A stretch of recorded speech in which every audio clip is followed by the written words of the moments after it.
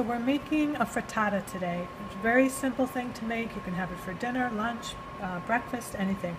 Starting with 4 eggs in a bowl. I'm just going to pick and heat them. And add a little salt. That's probably about it. Maybe a half a teaspoon. A little pepper, a few grindings of pepper. And the secret ingredient is some grated, this happens to be Romano cheese. I would put about a half cup, and this is going to give it a lot of flavor. Okay, so I've taken some chopped frozen spinach, and it's partially defrosted. It's great if it's all the way defrosted. I put just a little bit of olive oil in, this happens to be a ceramic pan, but a non-stick pan would be great. And I'm going to put the spinach into the pan. And I'm just going to cook it for a couple of minutes to get sauteed down, add a little salt to the spinach. So the spinach has been sauteing for about 5 minutes and it's ready to have the eggs incorporated.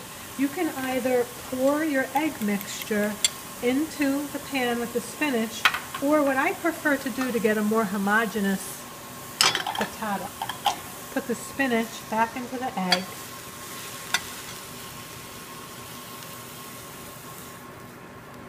And I'm going to just mix it in.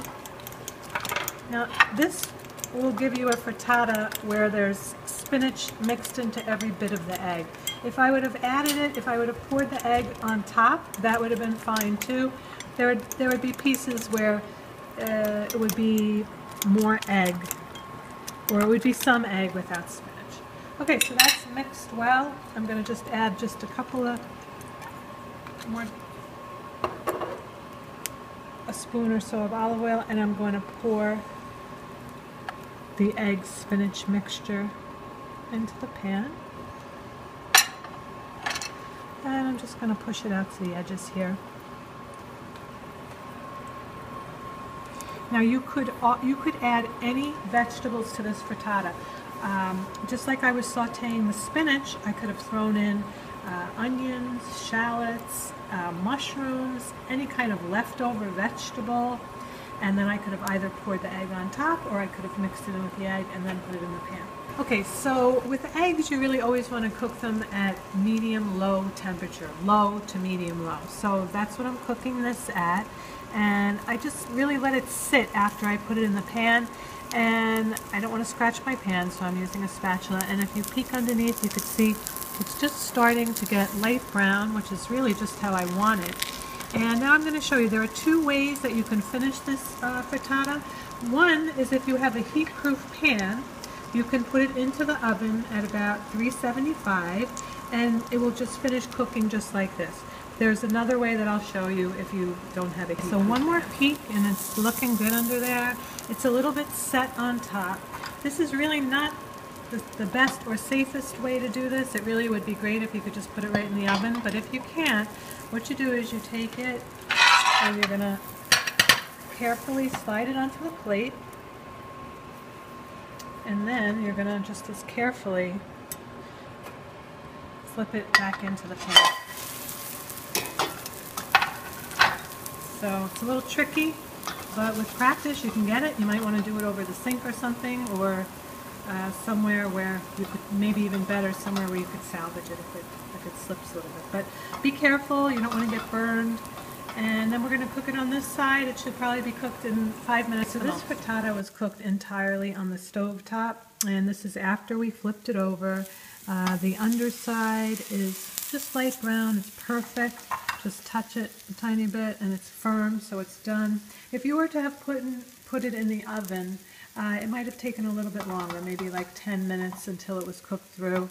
And you can check it by touching the top, and you don't want it to be jello-like. You want it to be a little bit firm. So that's done now. So I'm just gonna slide it onto my plate. Okay. Okay, the frittata alone is delicious, When you're making it, you could add in your favorite herbs or spices if you want. You can add a little grated nutmeg into the egg mixture. That goes really well with spinach. You could add garlic powder or onion powder or anything that you like. Mine was very plain today. It was 4 eggs. It was a half a bag of frozen chopped spinach. You could even use the whole bag if you want to.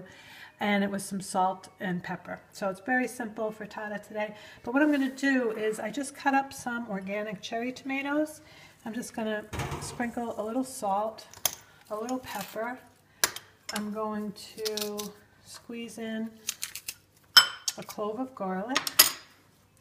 And I'm going to add a little olive oil. And if I had some fresh basil, I would definitely put that in there also. You could also put a little oregano if you wanted to.